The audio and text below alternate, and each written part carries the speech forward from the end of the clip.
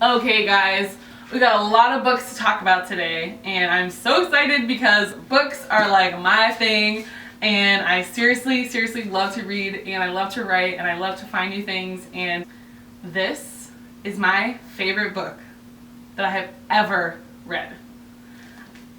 It's called All the Light We Cannot See by Anthony Doerr. If you don't know, it just won the Pulitzer Prize for 2015 and they couldn't have picked a better choice. I could stand here and talk to you about this book for literally 30 minutes, but I won't because I just need you to know literally how amazing this book is. This is a fiction book set in World War II, and I love the way that it's written. It's written in a very short, clipped vignette style. Almost every chapter is only going to be about 3 or 4 pages.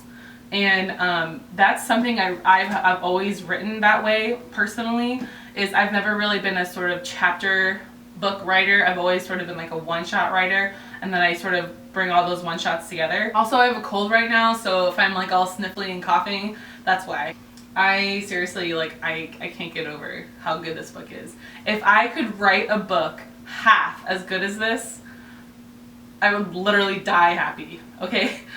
One thing I want you to know, if you are a writer, if you're in the writers community, Anthony Doerr has won 3 pushcart prizes. The pushcart prize is not as prestigious as the Pulitzer, but among writers, it is very respected. And he has won 3 of them for Memory Wall and Shell Collector. There's Memory Wall is a short story collection with one of the pushcarts in there, and I think Memory Wall, or I can't even remember, but I love him. And if you are looking for a really structurally daring, is what they say on the back, structurally daring is like the exact way to describe this. This book is not written like any other book I've ever read, and it took him 10 years to write this book. And you know, this book has made me more confident in my own journey as a writer, because you know, I work at a bookstore and I see thousands and thousands and thousands of books around me, and then when I think about publishing my own book and how hard it's going to be and how long it's going to take, this just made everything so much better. And if you are interested in this kind of it is heavy, you know, if you're more into like young adult fiction, you're not going to want to read this. But if you want to learn how to write, if you don't know how to write, if you want to learn, you should read this. And I'll stop gushing about this book because I have like 6 other ones I want to talk about. But I love this book. I absolutely love it, and I hope you give it a chance. All the Light We Cannot See by Anthony Doerr. So this one is called The Good Girl. And it's kind of in the whole Gone Girl thriller sort of aesthetic. I can't put this book down. It is so good. It's definitely easy to read, and if you're a big reader, it probably will take you like a few days to read it. So far I can't really figure out what's going on, which I like, because I'm actually really good at figuring out what's going on in a book. So when a book can stump me and I don't know what's going on until the very end, I'm happy. But this one is about a girl who is abducted, and I'm only about 200 pages in, but I don't want to spoil anything for you, but it's good. And I'd say it's better than Girl on the Train if you read that one. So one thing I try to do as a writer is read the genre that I'm writing right now. And I haven't really been, over the last year I've been writing a travel memoir from when I studied abroad. And so I really wanted to start reading more traveling memoirs and just nonfiction books in general. And I had this one, it's called Behind the Beautiful Forevers, and this won the National Book Award, I think, in 2010. And from what I read in the beginning, the main character is essentially a trash collector, and they fight over trash because they sell trash back to people and they get money for that. And you know, when you see thousands of old iPhone boxes and cracked iPhone screens and all these electronics that are sold for, you know, I can't even get into it, but this is a really good book. And if you're interested in really hard-hitting books that will make you learn something about life, this is an excellent option. It didn't win the National Book Award for nothing, so definitely check it out.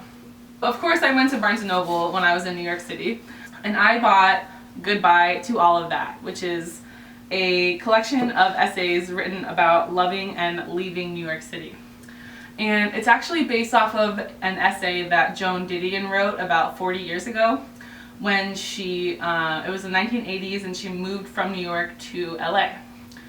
And the whole book is populated with these incredible, crazy women who either have really difficult situations once they have lived there for so long and they just need to go somewhere else. Sometimes it's love, sometimes it's a new job, this or that.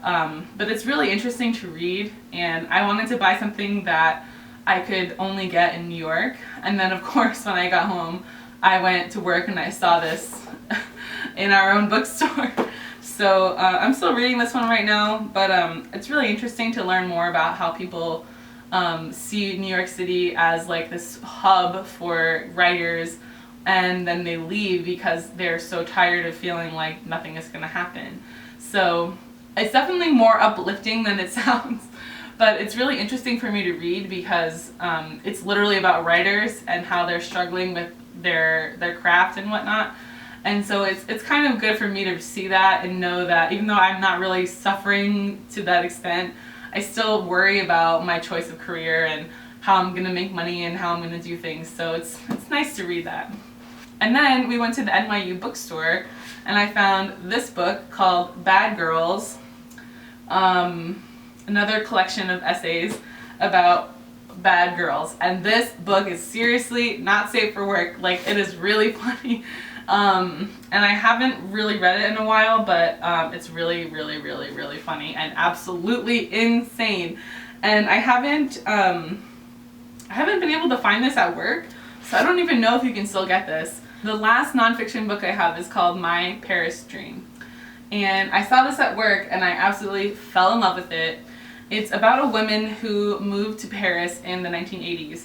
And it's all about how she found her way, and she had a visa and she couldn't find a job, and she, I'm only about 75 pages through this, so I really haven't gotten to like the meat of it yet.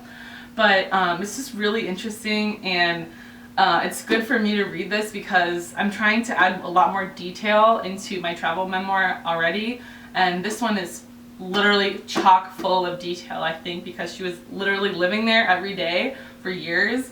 When I was traveling, I didn't spend any more than like 3 days in any one city except for Lausanne in Switzerland. And so for me it's a little different, and I want to capture like how sporadic everything was. But for this book, she wants to like revel in everything that she's doing, and everything is so lush in description, and everything is so interesting, and all the people are so different. I pretty much study the books that I'm reading because in my opinion, that's the only way to become a better writer, is to see how others write and sort of adapt your own skills and into what you see as being published.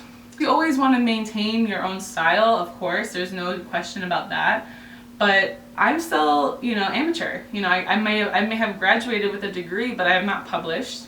I'm writing 3 different novels right now without focusing on one of them instead. Alright, last 2 really quick because